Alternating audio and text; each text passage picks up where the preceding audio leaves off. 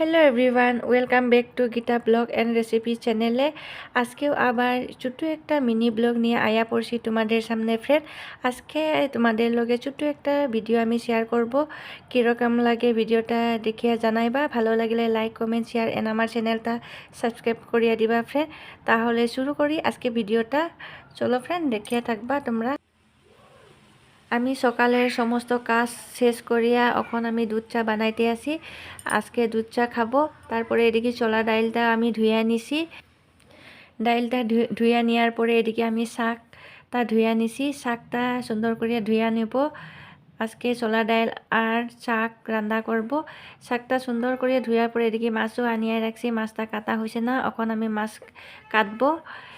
এদিকে আমি শাকটা ধুয়ার পরে এখন মাছ কাটতে আসি ফ্রেন্ড। সুন্দর করে মাছটা কাটিয়ে নিব, তারপরে রান্না করব আজকে দুপুরে রান্না। এখানে আমি সুন্দর করে মাছটা কাটার পর এখন সুন্দর করে ধুয়ে নিছি ফ্রেন্ড। এখন রান্না করব। আর ফ্রেন্ড, আজকে ভিডিওটা এখানেই শেষ করছি। কীরকম লাগলো জানাইবা, ভালো লাগলে লাইক কমেন্ট শেয়ার এন্ড আমার চ্যানেলটা সাবস্ক্রাইব করে